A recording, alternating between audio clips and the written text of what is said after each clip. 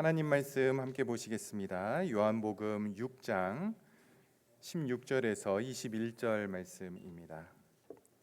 신약성경 152면 요한복음 6장 16절에서 21절 말씀 같이 보시겠습니다. 제가 봉독해 드리겠습니다. 16절부터 보겠습니다. 저물매 제자들이 바다에 내려가서 배를 타고 바다를 건너 가버나움으로 가는데 이미 어두웠고 예수는 아직 그들에게 오시지 아니하셨더니 큰 바람이 불어 파도가 일어나더라.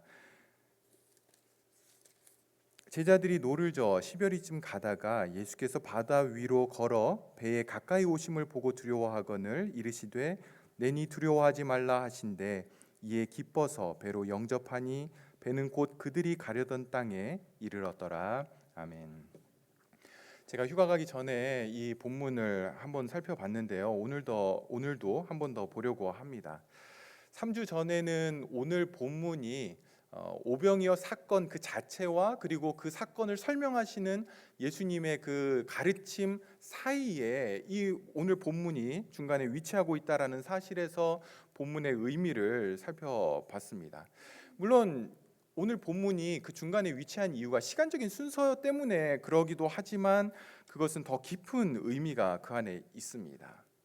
여러분, 예수님께서 오병이어 사건을 통해서 자기 자신이 누군지를 사람들에게 보이셨죠. 그런데 사람들은 어땠습니까? 예수님이 보여주신 것을 알아차리지 못하고 육신적인 빵을 먹고 그것으로 인해 배가 불렀다라는 것을 너무 좋아해서 그 예수님을 자기들의 왕으로 삼으려고 했습니다. 제대로 예수님을 알아차리지 못한 거죠. 그래서 예수님은 물 위를 걷는 오늘 본문의 사건을 통해서 제자들에게 다시 한번 자기가 누군지를 보여주고 있는 겁니다. 오병이어 사건이든 물 위를 걷는 사건이든 상황이 어땠습니까? 인간으로서는 어찌할 수 없는 상황에 있었죠. 광야 가운데 먹을 수 있는 것이 아무것도 없는 그런 상황, 바다 한가운데에 폭풍우가 치는 그러한 상황, 인간으로서는 어쩔 수 없는 그 상황 가운데 예수님은 자기 자신을 내어주는 것을 통해서 구원을 주시는 분임을 가르쳐 주신 겁니다. 그런데 사람들은 그걸 알아차리지 못했던 겁니다. 성도들은요, 예수님이 주시는 육신적인 빵 또는 인생의 어떤 바람과 파도를 잔잔하게 해주시는 것, 삶의 현실적인 문제를 해결해 주시는 것, 이런 것에 마음을 빼앗기지 말고 그것을 해주시는 분으로서 예수님을 알면 안 되고요.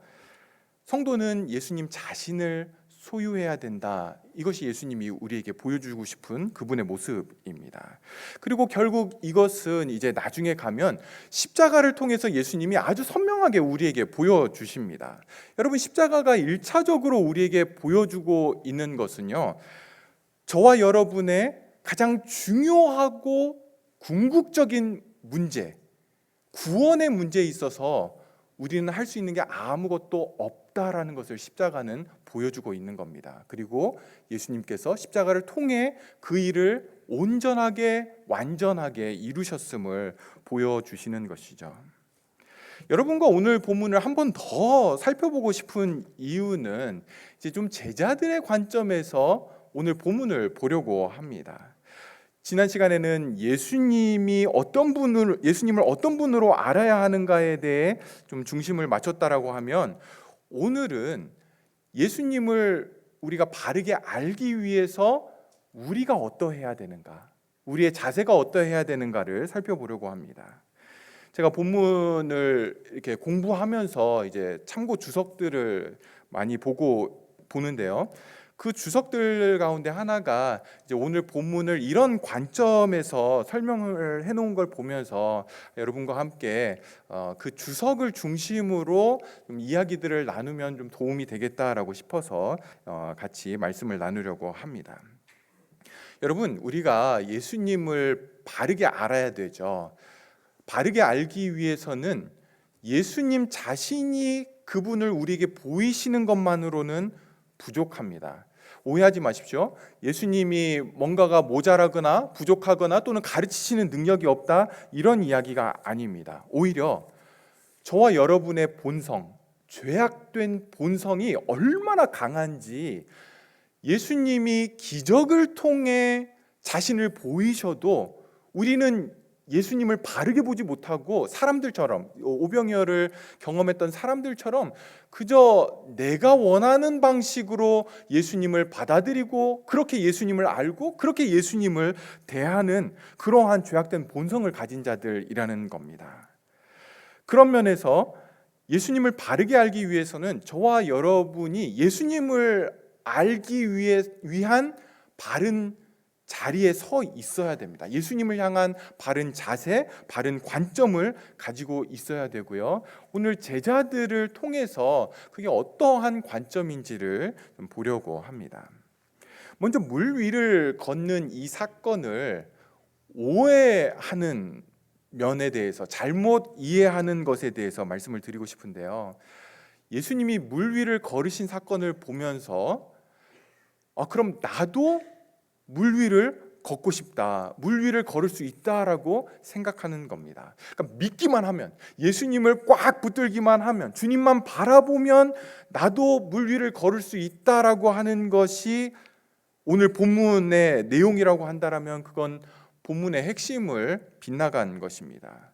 예수님이 그걸 가르쳐 주시기 위해서 물 위를 걸어 제자들에게 오신 것이 아니라는 겁니다. 그리고 더 나아가서 그렇게 기독교를 생각하는 것은 기독교 신앙을 오해하는 것입니다. 여러분, 성경은 성도들에게, 저와 여러분에게 기독교 신앙이라는 것이 믿습니다라고만 하면 뭐든지 다 할 수 있는 것처럼 그렇게 말하지 않습니다. 우리가 예수님을 믿기만 하면, 믿습니다라고 하면 물 위라도 걸을 수 있다, 그렇게 기독교 신앙을 가르쳐 주지 않는다라는 거죠. 여기 물 위를 걷는다라고 하는 게 뭐 레이크 루이스를 위를 걷거나 아니면 태평양을 걸어서 지나가거나 그런 게 아니죠. 삶의 어떤 어려움들, 문제들, 그런 것들을 다 이겨내고 그런 것이 있어도 흔들리지 않고 두려워하지 않고 당당히 걸어간다라는 의미에서 물 위를 걷는다라는 것입니다. 그런데 이것을 내가 믿기만 하면 다 할 수 있다라고 보는 것, 그렇게 여기는 것, 기독교 신앙을 오해하는 것입니다.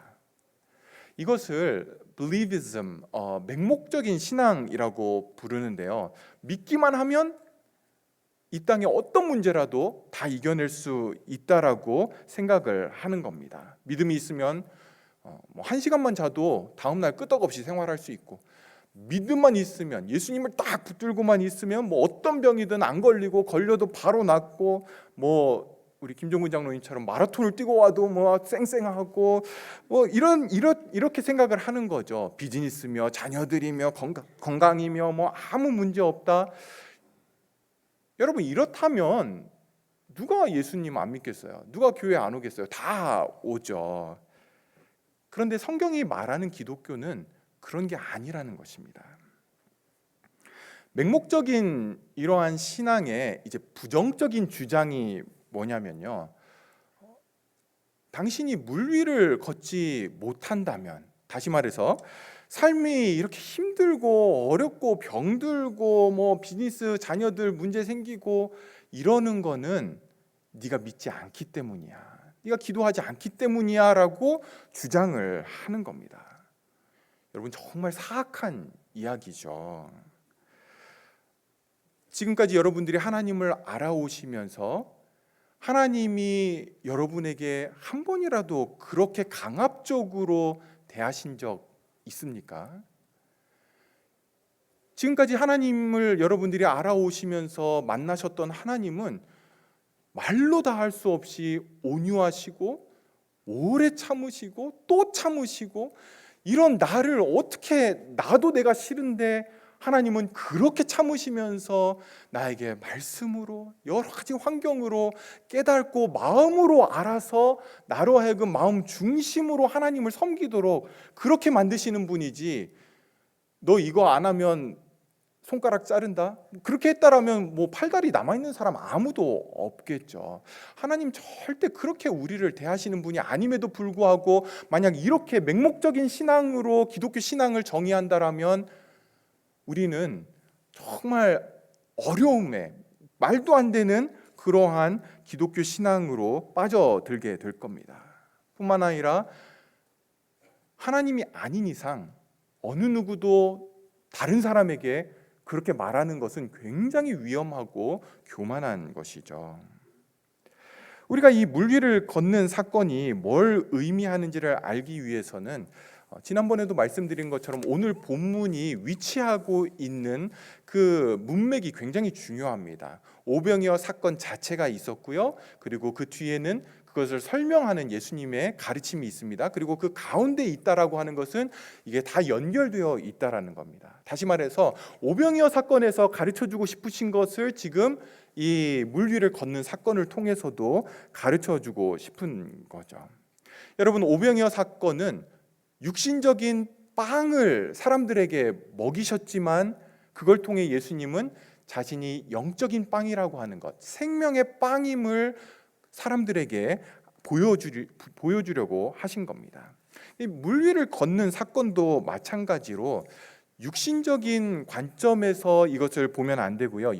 영적인 것에 맞춰서 봐야 됩니다. 이 사건이 일어난 곳 갈릴리 바다죠. 갈릴리 바다가 굉장히 큰 바다 호수인데요. 길이는 뭐 20km 정도, 폭은 넓은 데는 한 12km 정도 된다고 제가 전에 말씀드렸는데요. 제스퍼에 있는 멀린 레이크가 이게 길이가 20km 된다고 하더라고요. 그 정도, 폭은 훨씬 더 넓겠죠. 그 호수보다는. 여러분, 이 제자들 가운데 어부 출신들이 꽤 있었는데요.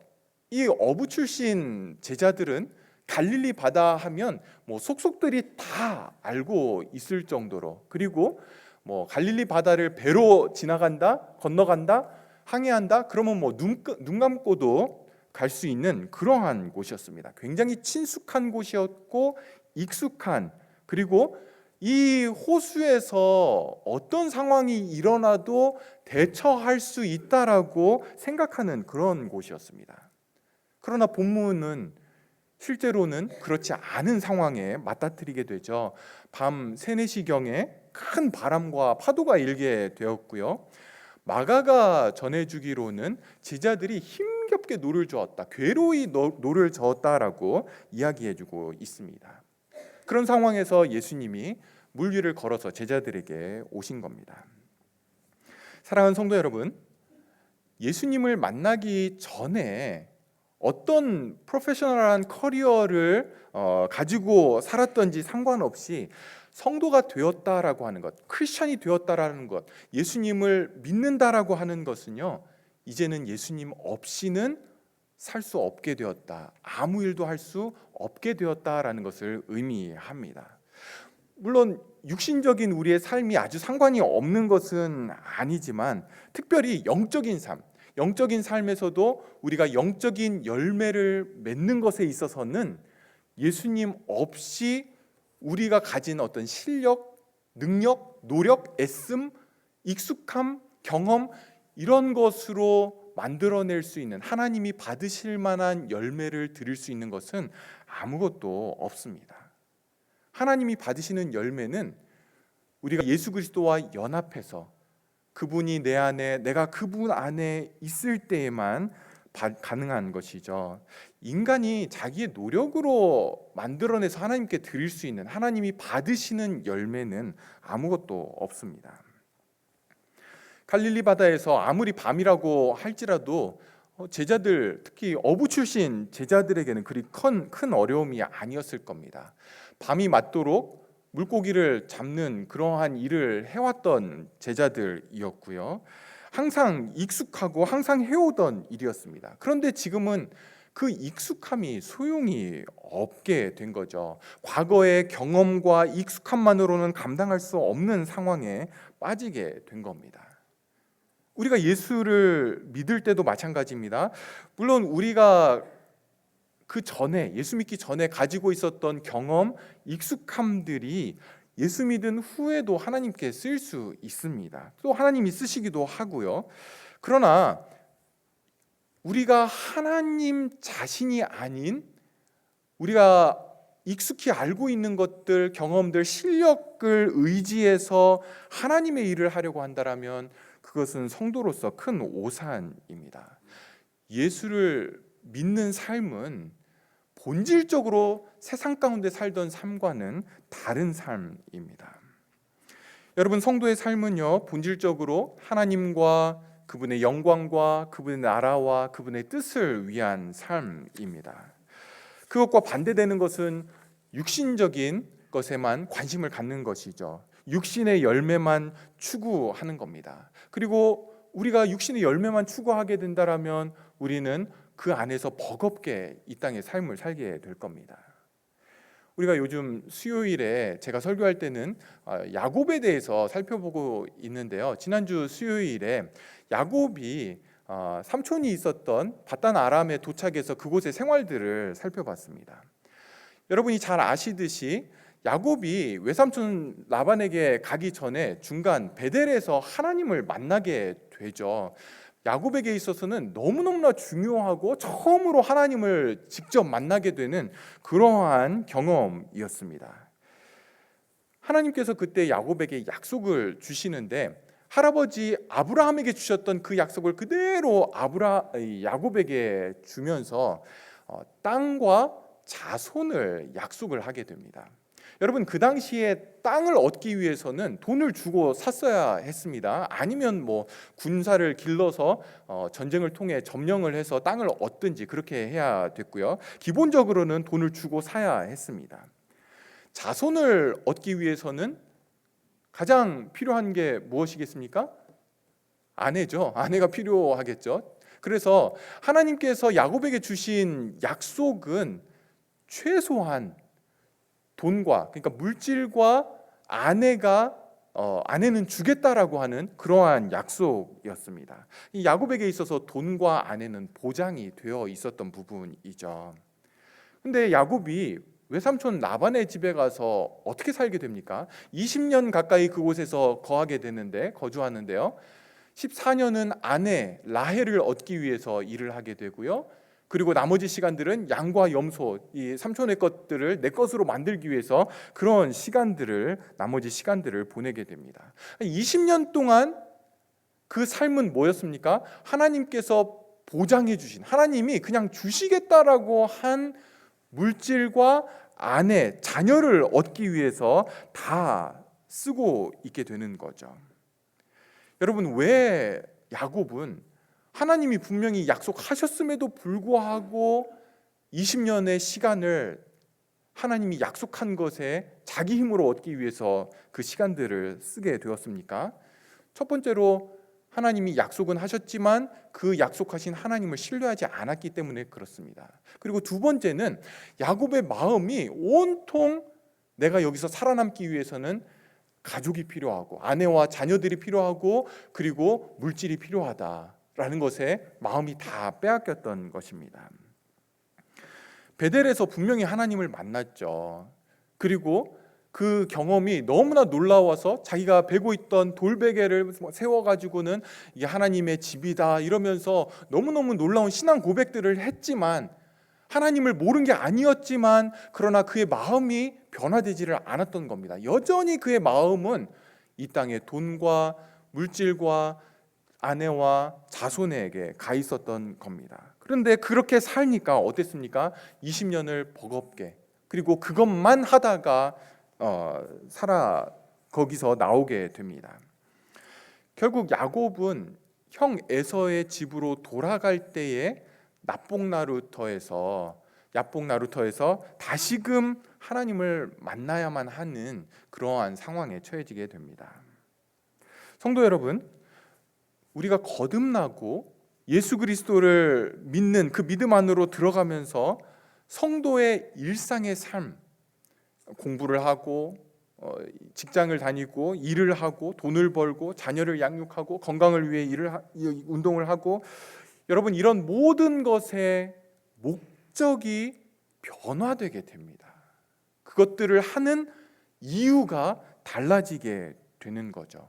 그렇지 않다라면 예수님을 믿는다고 이야기함에도 불구하고 여전히 세상 사람들과 똑같은 목적을 위해서, 똑같은 이유를 위해서 살아가고 있다라면 내가 정말 예수님을 만났는지, 내가 정말 예수 그리스도를 믿고 있는지를 살펴봐야 됩니다.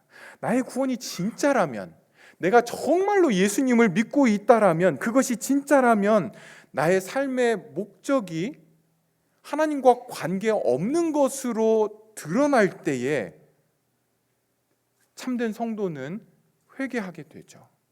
가슴을 치며 돌이키기 위해서 분투하게 될 것입니다.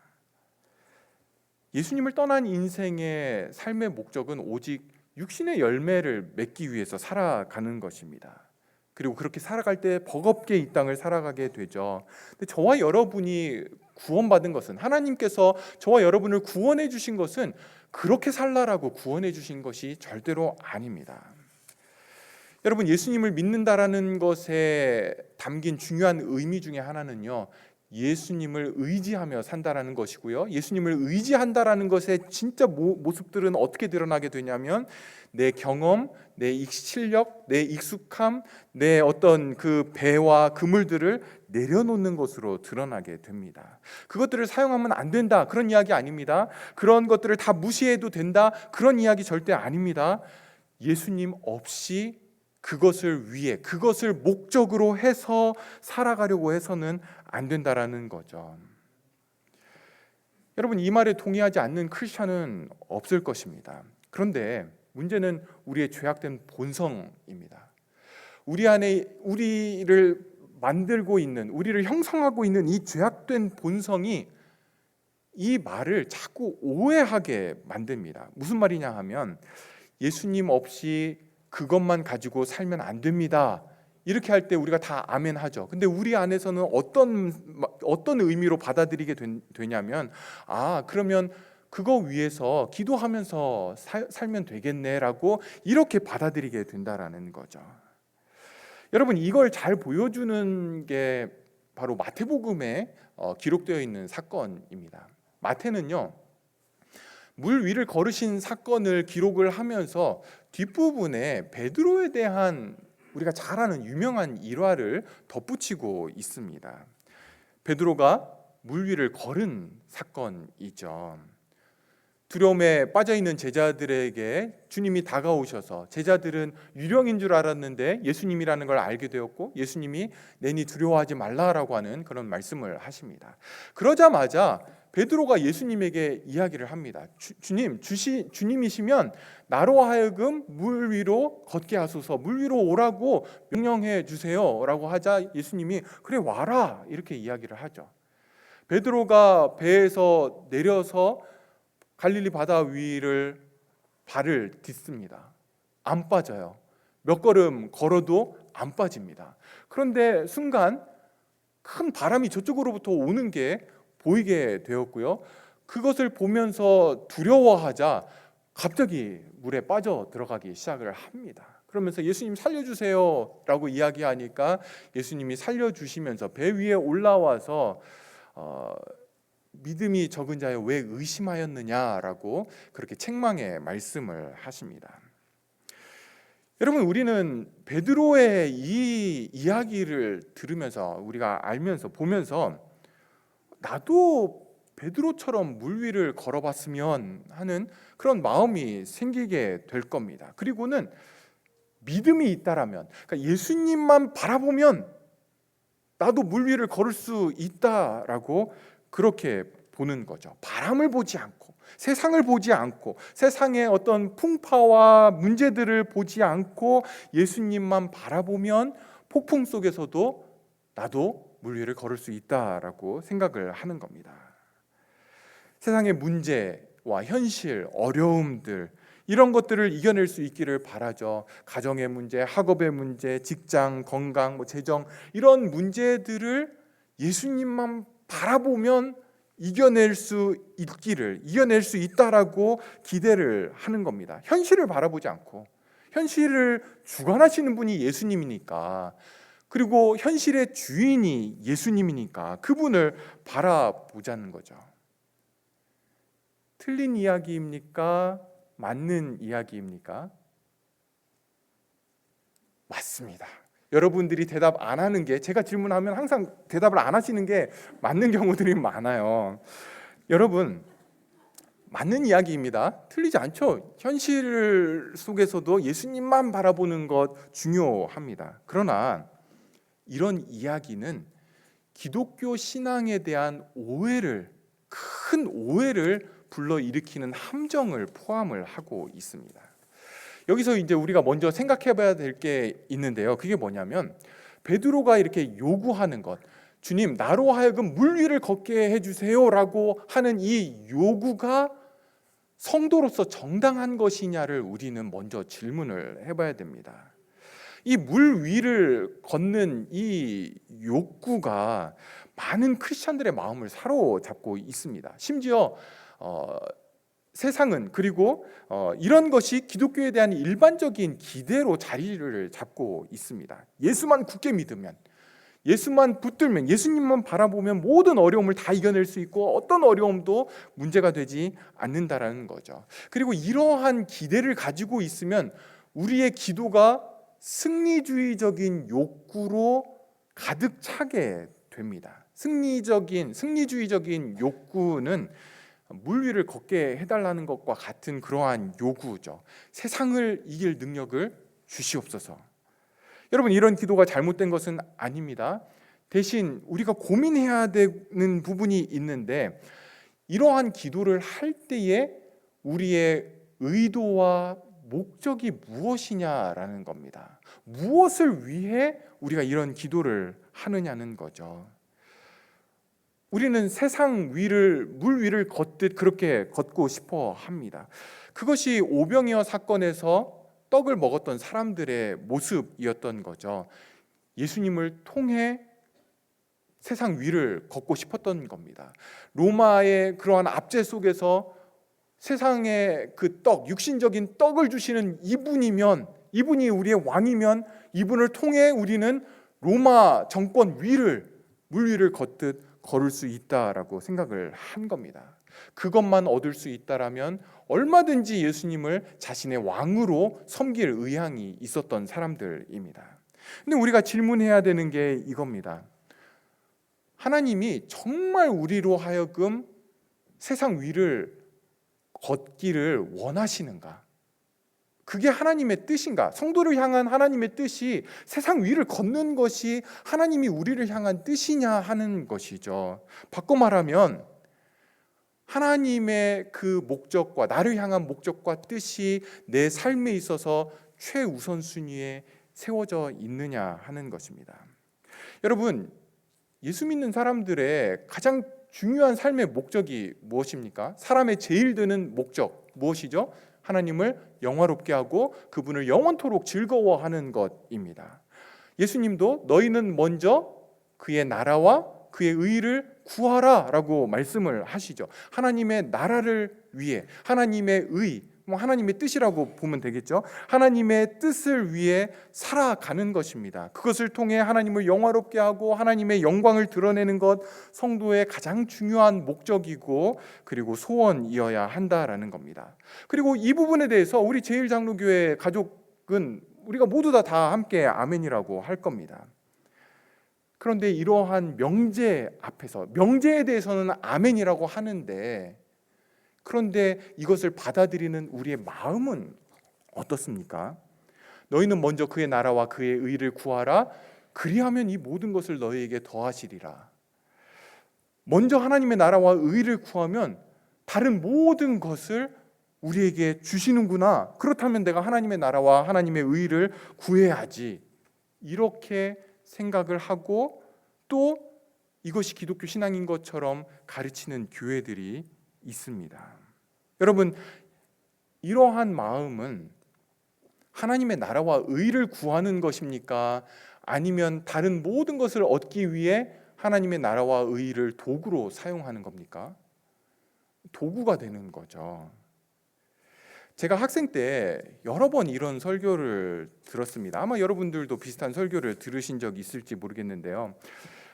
하나님의 영광을 먼저 구하면 다른 모든 거는 하나님이 다 주실 거다. 야, 하나님의 영광을 위해서 상급학교 진학하게 해달라고 기도해. 그러면 하나님의 영광을 위한 건데 하나님이 그거 안 들어주시겠어? 하나님의 영광을 위해 부자가 되게 해달라고 기도해. 그러면 하나님이 그거 들어주시지. 안 들어주시겠어? 아멘? 뭐 이러면 아멘 뭐 이렇게 했던 기억이 있는데요. 그런데 여러분, 이게 정말 하나님의 나라와 하나님의 의를, 영광을 구하는 것입니까? 예수님이 그런 의미로 이렇게 이 말씀을 하신 것입니까? 아니죠. 아무런 보상이 없어도, 손에 쥐는 것이 없어도 하나님의 나라와 하나님의 의, 하나님의 영광이 최고의 목적이 되어서, 최종적인 목적이 되어서 그걸 구할 때, 그걸 위해 살아갈 때에 빈털터리가 되어도 하나님의 의와 나라와 그분의 영광이 너무나 귀하다는 걸 알기 때문에 그것이 네 삶의 최우선순위가 되게 하라. 너의 목적의 삶의 목적이 되게 하라. 이 의미로 말씀을 하신 것이죠. 여러분, 성도는 예수 그리스도를 믿는다라고 하는 것은요, 예수 그리스도를 통해 복음의 은혜가 이미 우리 안에 주어졌다라고 하는 의미입니다. 그리고 그 복음은 어떤 것과도 그 가치를 비교할 수 없는 너무나 귀한 것을 모든 성도는 은혜로, 공짜로 받은 사람들입니다. 그런데 우리의 죄악된 본성이 그 귀한 은혜의 복음을, 복음의 은혜를 자꾸 육신적인 것 아래, 육신적인 기대 아래 자꾸 두려고 하는 거죠. 죄악된 성품이 우리 안에서 하는 것입니다. 그리고 그 죄악된 본성이 그런 육신적인 기대를 기독교적인 믿음으로 얻어내는 것을 신앙이라고 그렇게 받아들이고 싶어 합니다. 그런 오류에 빠지게 되는 거죠. 기독교 신앙은 저와 여러분을 세상 가운데 슈퍼맨으로 만들지를 않습니다. 자꾸 우리가 슈퍼맨이 되려고 한다라면, 그것이 나의 기도를 채우고 있다라면 그것은 우리의 관심이 육적인 것에 머물고 있기 때문일 것입니다. 기독교 신앙을 착각을 하고 있는 거죠. 여러분, 성도의 삶의 초점은 육신이 아니라 영적인 것입니다. 오병이어가 육신적인 빵과 물고기를 주는 사건이었지만 예수님의 초점은 그들의 영혼에 있었던 거죠. 물 위를 걷는 것도 마찬가지입니다. 특별히 요한은 이 사건을 기록하면서 베드로의 사건을 기록하지 않습니다. 그리고 파도와 바람이 잔잔해졌다, 그 이야기도 하지 않습니다. 요한은 의도적으로 그것들을 다 뺀 거죠. 왜요? 정말 예수님이 보여주고 싶은 것, 우리에게 주고 싶은 것이 무엇인지, 그것이 절대로 눈에 보이는 것이 아님을 우리로 하여금 알려주고 싶었던 것입니다. 여러분, 세상에서 승리한다라고 하는 개념이 성도들에게 많은 오해를 불러일으킵니다. 기독교 신앙이 세상에서 풍파를 겪지 않는다거나 또는 그런 풍파와 상관없이 어떤 형통함, 부와 존귀와 건강을 누린다, 여러분, 이런 뜻이 아닙니다. 절대로 내가 믿고 싶어 하는 대로 믿고 그것을 강력하게 붙드는 믿음이 좋은 믿음이 아닙니다. 바른 믿음이 아니라는 거죠. 그렇게 되면 성경의 수많은 곳에서 고난이 너에게 유익이다, 또 바울 사도가 이야기하듯이 하나님 나라에 들어가려면 우리가 많은 환난을 겪어야 된다, 또 욥기와 같은 이런 책들을 해석해낼 방법이 없습니다. 이거는 필수거든요. 고난은 성도의 삶의 필수입니다. 여러분, 오늘 본문이 보여주는 기독교 신앙의 중요한 핵심은 무엇입니까? 기독교 신앙은요, 거친 풍파 속에서 예수님과 함께 그 거친 풍파를 지나가는 것입니다. 성도는 예수 그리스도 안에서 드러난 그리고 주어진 복음의 은혜의 가치를 알기 때문에 이제는 내 삶의 목적과 방향이 달라진 사람들인 거죠. 그래서 더 이상 내 실력과 경험과 익숙함으로 이 세상을 살아가지 않습니다. 대신 어떤 상황에 있든지 주님과 함께 가기를 선택하는 자들입니다. 대가를 지불하고 예수님과 함께 가기로 선택을 하는 것이죠. 그래서 인생의 풍랑은요, 예수님을 만날 수 있는 절호의 기회를 맞이하는 것입니다. 이전에 예수님을 만났지만 야곱처럼 한동안 그분과 멀어져 있었든지, 아직까지 한 번도 예수님을 만나본 적이 없었던지, 여러분, 풍랑은 우리의 신앙이 진짜인지 가짜인지를 재는 시금석이 됩니다. 예수님과 함께 내가 내 삶을 살아가고 있는지를 점검하고 그분을 만날 수 있는 그런 기회라는 것이죠. 제가 참조했던 주석을 쓴 이 성경학자는 오늘 본문을 이렇게 정리를 합니다. 신앙은 풍랑이는 바다 위를 사뿐히 걸어가는 것이 아니라 풍랑이는 바다 위에서 주님과 함께 항해하는 것입니다. 열쇠는 우리의 익숙함과 실력과 지식과 경륜이 아니라 바로 주님 자신입니다. 얼마나 어려운 문제가 많이 있느냐? 그게 우리의 핵심 이슈가 아닙니다. 얼마나 풍랑이 거세냐가 문제가 아니죠. 문제는 주님이 내 인생의 배에 함께 계시느냐 하는 것입니다. 기도하겠습니다. 하나님 아버지, 오늘 말씀을 통해서, 본문을 통해서 기독교 신앙의 가장 본질적인 부분을 우리가 다시금 살펴보고 생각해 봅니다. 우리 안에 있는 그 육신적인 그리고 죄악된 본성이 끝없이 우리로 하여금 육신적인 열매에 마음을 들이고 그리고 그것을 목적으로 살아가게 하는데, 성령 하나님, 이 시간 이 말씀이 그저 한 시간 듣고 끝나지 않고 우리의 마음 중심에 새겨지게 하여 주시옵소서. 말씀을 통해 보여지는 우리의 신앙을 정직하게 대면하게 하시고, 우리의 신앙 가운데 예수님이 중심이 아닌 것이 발견이 된다라면 우리로 하여금 가슴을 치며 회개하며 분투하며 돌이키는 그 마음을 우리에게 허락하여 주시옵소서. 회개의 영을 허락하시고 그리고 우리를 회복시키시는 하나님의 은혜가 다시금 우리를 사로잡게 하여 주시옵소서. 모든 영광을 받으시기에 합당하신 예수님의 이름으로 기도합니다. 아멘.